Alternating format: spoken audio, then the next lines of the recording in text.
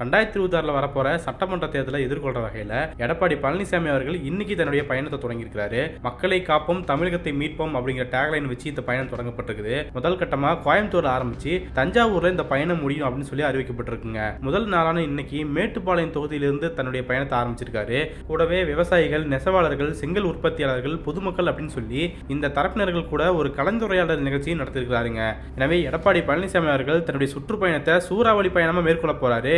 இனிமே தமிழ்நாடு அரசியல் களமே பத்தி எரிய போகுது அப்படின்னு சொல்லி தான் அதிமுக சார்பிலிருந்து ஃபயர் விடப்பட்டுச்சு. இது தொடர்பான வீடியோக்களையும் போட்டோக்களையும் ஷேர் பண்ணிட்டு இருந்தாங்க அப்படின்னு சொல்லலாம். எனவே இவங்க இப்படி மாங்குன்னு போஸ்ட் போட்டு இருக்கும்போது தான் ஒரே ஒரு ஹேஷ்டேக் வச்சு அதிமுகவையும் எடப்பாடி பழனிசாமி அவர்களையும் பகிர்ந்து எடுத்துட்டு இருக்காங்க அப்படின்னு சொல்லலாம். அதாவது அடிமையின் பயணம் அப்படிங்கிற ஹேஷ்டேக் தாங்க இன்னைக்கு காலையில இருந்து ட்ரெண்ட் ஆகிட்டு இருக்குது. இந்த ஹேஷ்டேக்ல தான் எடப்பாடி பழனிசாமி அவருடைய பயணம் குறித்து பல்வேறான கருத்துக்களை சீரியஸாவும் ஃபன்னாவும் பதிவிட்டு வராங்க. மக்களை காப்போம், தமிழகத்தை மீட்போம் அப்படின்னு சொல்றீங்களே, தமிழ்நாட்டை அடகு வச்சதே நீங்க போய் திருப்பி மீட்போம்னு சொல்றீங்களா? தமிழர்களுடைய உரிமையை அடிமை சாசனம் மாதிரி எழுதி கொடுத்து வந்திருக்கீங்க, நீங்க போய் மக்களை காக்க போறீங்களா அப்படிங்கிற கேள்வியை முன் வச்சுதான் இந்த ஹேஷ்டேகை ட்ரெண்ட் பண்ணிட்டு இருக்காங்க.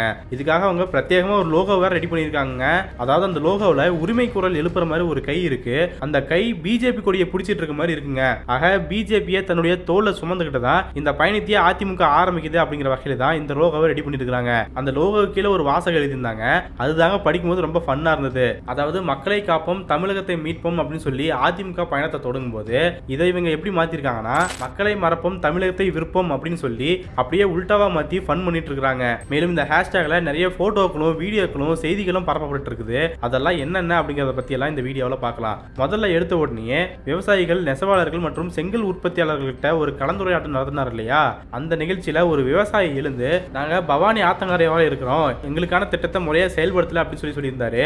அதுக்கு எடப்பாடி அவர்கள் என்ன தெரியுமா பதிலளிச்சிருந்தாரு? அதாவது அத்திக்கடவு அவிநாசி திட்டத்தை நாங்க பிளான் பண்ணி எல்லாத்தையும் ரெடி பண்ணி ஒன்றிய அரசு கிட்ட அமைச்சோம், ஆனா ஒன்றிய அரசு அதை நிராகரிச்சுங்க அப்படின்னு சொல்லி இவர் காரணம் சொல்லிட்டு இருந்தாரு. திமுக ஆட்சிக்கு வந்த பின்னாடி அத்திக்கடவு அவிநாசி திட்டம் நிறைவேற்றப்பட்டு இப்ப சரியா செயல்படுத்தப்பட்டு இருக்குது அப்படிங்கிறது இன்னொரு பக்கம் இருக்க, இவரு இப்ப வரைக்குமே விவசாயிகள் கிட்ட இந்த திட்டத்தை நாங்க அனுப்பி வச்சோம், ஒன்றிய அரசு புறக்கணிச்சிருச்சு அப்படின்னு சொல்லி அதே ரீதியிலேயே ஓட்டிட்டு இருக்காரு. இந்த வீடியோவை ஷேர் பண்ணி தான் என்ன சொல்றாங்கன்னா, நாங்க ஒன்றிய அரசுக்கு அனுப்பணும், அவங்க நிராகரிச்சிட்டாங்கன்னு சொல்லி வாய் கூசாம பேசுறீங்களே, அப்போ அதே ஒன்றிய அரசுல இருக்கிற பாஜக கூட எதுக்குங்க கூட்டணி வச்சீங்க, விட்டு விலகி வர வேண்டித்தானே அப்படின்னு சொல்லி கேட்டுட்டு இருக்காங்க. மேலும் அந்த நிகழ்ச்சியில எடப்பாடி அவர்கள் பேசும்போது இப்ப வரைக்குமே நானும் விவசாயம் தான் செஞ்சுட்டு வரேன், அதனால விவசாயிகளோட கஷ்டம் எல்லாம் எனக்கு தெரியும், விவசாயம் பண்றவங்களுக்கு தான் அந்த கஷ்டம் எல்லாம் தெரியும் அப்படின்னு பேசியிருந்தாரு. எனவே இந்த வீடியோ ஒரு பக்கம் வச்சுக்கிட்டு இதே எடப்பாடி அவர்கள் வேளாண் சட்டத்தை பத்தி என்ன பேசியிருந்தாரு அப்படிங்கிற விஷயத்தை போட்டுருக்காங்க.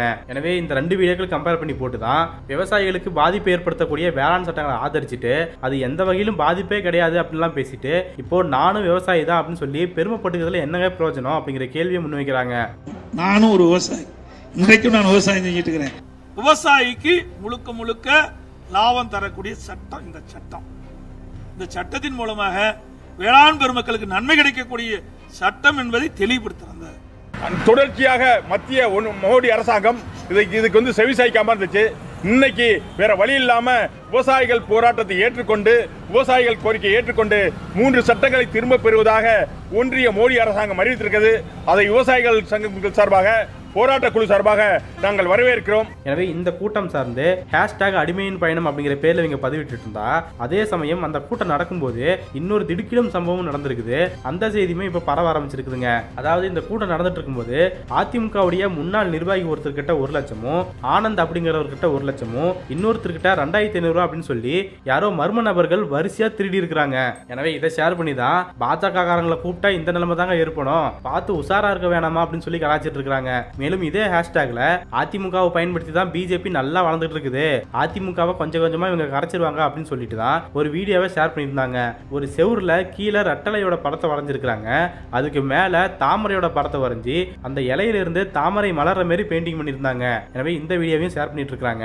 இன்னொரு பக்கம் பார்க்கும்போது தமிழ்நாட்டு மக்களுடைய உரிமைகளை அடகு வச்சு தமிழ்நாடு மக்களுக்கு பாதிப்பை ஏற்படுத்தக்கூடிய வகையில தான் எடப்பாடி அவர்கள் தன்னுடைய ஆட்சி காலத்தில் நடந்துகிட்டாரு அப்படின்னு சொல்லி ஒரு போட்டோவை ஷேர் பண்ணிட்டு இருக்காங்க. எடப்பாடி பழனிசாமி ஒட்டுமொத்த ஒட்டுமொத்த துரோகங்கள் அப்படின்னு போட்டு உதய் மின் திட்டத்தால விவசாயிகளுக்கு துரோகம் பண்ணாரு, சிஐஏ மற்றும் என்ஆர்சி சட்டங்களை ஆதரிச்சு இஸ்லாமியர்களுக்கு துரோகம் பண்ணாரு, புதிய கல்விக் கொள்கையை ஆதரிச்சு மாணவர்களுக்கு துரோகம் பண்ணாரு, நீட் தேர்வு ஆதரிச்சு மருத்துவர்களுக்கு துரோகம் பண்ணாரு, ஒரே நாடு ஒரே ரேஷன் திட்டத்தை ஆதரிச்சு தமிழ்நாட்டு மக்களுக்கு துரோகம் பண்ணாரு, டிஎன்பிஎஸ்சி தேர்வுகளை வெளி மாநிலத்தவரும் எழுதலாம் அப்படின்னு சொல்லி தமிழ்நாட்டு இளைஞர்களுக்கு துரோகம் பண்ணியிருக்காரு அப்படின்னு சொல்லி இந்த போட்டோவை ஷேர் பண்ணிட்டு இருக்காங்க. இதுல இன்னொரு வீடியோவையும் பார்க்க முடிஞ்சதுங்க.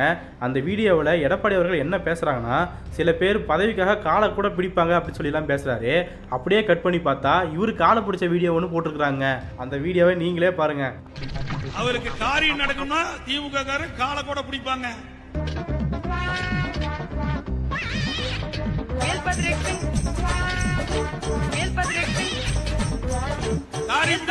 காலை மாறி நீ ஏதாவது எங்களுக்கு வந்து சீட்டு வாங்கி கொடுத்தியா, பிரச்சாரம் பண்ணியா, இல்ல ஜெயிக்க வச்சியா? எதுவுமே செய்யல. நீ ஏன் உரிமை கொண்டாடுற? ஆக செய்யறதெல்லாம் இவரே செஞ்சுட்டு வெளியே வந்துட்டு ஒரு சில பேர் இப்படி பண்ணுவாங்கன்னு சொல்றது எல்லாமே நகைப்புக்குரிய விஷயமா இருக்குது அப்படின்னு சொல்லி ஷேர் பண்ணிட்டு இருக்காங்க. இன்னொரு பக்கம் பார்க்கும்போது எடப்பாடி அவர்கள் பயணிப்பாரு அப்படின்னு சொல்லி ஒரு புதிய பஸ்ஸுடைய போட்டோ ஒன்று போட்டிருந்தாங்க. இந்த பஸ்ஸை பார்த்த உடனே சிலர் என்ன கமெண்ட் பண்றாங்கன்னா, இந்த பஸ்ஸை பார்க்கும்போது அண்ணாமலை தாங்க ஞாபகத்துக்கு வராரு, பாத யாத்திரைன்னு சொல்லி யாத்திரை முழுக்கவே பஸ்ல தான் போயிட்டு இருந்தாரு, அந்த பஸ் யாத்திரையும் புஷ்னு போயிருச்சு, அந்த பஸ் பயணத்தை போல இந்த பயணமும் புஷ்னு தான் போக போகுது பாருங்க அப்படின்னு சொல்லி எல்லாம் கலாச்சிட்டு இருக்காங்க. மேலும் இன்னொரு வீடியோவில் தேசிய கல்விக் கொள்கை, கல்விக்கு நிதி கொடுக்காதது, டீலிமிட்டேஷன் பிரச்சனை, கீழடி அகழ்வாராய்ச்சி ரிப்போர்ட்டை வெளியிடாதது, சமஸ்கிருதத்துக்கு அதிக நிதி ஒதுக்கி செம்மொழியான தமிழுக்கு கம்மி நிதி தான் ஒதுக்கி இருக்காங்க அப்படின்னு சொல்லி ஒரு டிவியில செய்தி ஓடுதுங்க. ஆனா இந்த விஷயத்தெல்லாம் பார்த்துட்டு எடப்பாடி பழனிசாமி அவர்கள் ஒரு வாட்டி கூட ரியாக்ட் பண்ணல அப்படின்னு குறிக்கிற வகையில இவரு 5 ஸ்டார் சாப்பிட்டுக்கிட்டே இந்த செய்தியை பார்க்குற மாதிரி ஒரு வீடியோ ரெடி பண்ணியிருக்காங்க. ஈட் 5 ஸ்டார் டூ நத்திங் அப்படின்னு சொல்லி போட்டுக்கிறாங்க. எனவே இந்த மாதிரி எடப்பாடி அவர்களுடைய துரோகத்தையும் கையாலாகாத தனத்தையும் குறிக்கிற மாதிரி பல்வேறான வீடியோக்களையும் போட்டோக்களையும் ஷேர் பண்ணிட்டு இருக்காங்க. எனவே இந்த அடிமையின் பயணம் அப்படிங்கிற ஹேஷ்டேக் இந்த அளவுக்கு என் ட்ரெண்ட் ஆகுது அப்படின்னு சொல்லி நாம் பார்க்கும்போது எடப்பாடியின் பயணத்தால அதிமுகவினர் குசியானாங்களோ இல்லையோ திமுகவினர் குசி ஆயிட்டாங்க அப்படிங்கிற செய்தியை பார்க்க முடியுதுங்க. எதிர்க்கட்சியான அதிமுக இவ்வளவு நாளா அமைதியை காத்துட்டு இருந்த சமயத்துல அதிமுகவை தாண்டி பாஜக ரொம்ப ஸ்கோர் பண்ற மாதிரி வேலை பார்த்துட்டு இருந்தாங்க. அதுக்கு எதிராகவும் திமுக செயல்பட வேண்டியது இருந்துச்சு. இந்த சமயத்துல இப்போ எடப்பாடி பழனிசாமி அவர்கள் பயணத்தை ஆரம்பிக்கும் போது அதிமுக தான் எங்களுக்கு பிரதான எதிரி அப்படிங்கிற வகையில தான் இப்போ இந்த மாதிரியான செயல்பாடுகளை ஈடுபட்டு இருக்கிறதா சொல்றாங்க. இது என்னவோ திமுக ஆட்சியில் நடக்கிறத சுட்டி காட்டி தான் இந்த பயணத்தில் நான் பேச போறேன் அப்படின்னு சொல்லி எடப்பாடி சொல்லும் போது, இன்னொரு பக்கம் இந்த பயணத்தை பயன்படுத்திக்கிட்டு எடப்பாடி அவர்கள் கடந்த காலத்தில் என்ன பண்ணாரு தெரியுமா அப்படிங்கிற விஷயத்தை தான் இந்த அடிமையின் பயணம் ஹேஷ்டாக ட்ரெண்ட் பண்ணிட்டு இருக்காங்க. எனவே முதல் நாளே இவ்வளவு கண்டென்ட் கிடைக்கும் போது இன்னும் இவருடைய பயணம் முழுக்கவே நிறைய கண்டென்ட் கிடைக்கும் அப்படின்றத நம்ம பார்க்கக்கூடிய விஷயமா இருக்குது. இந்த பயணம் முழுக்கவே ஃபன்னா தான் இருக்க போகுது அப்படின்னு சொல்லி தான் சோசியல் மீடியாவில் எழுதிட்டு இருக்காங்க. எனவே இந்த பயணம் எப்படி இருக்க போகுது அப்படிங்கிறதெல்லாம் பொறுத்து வந்து பார்க்கலாம்.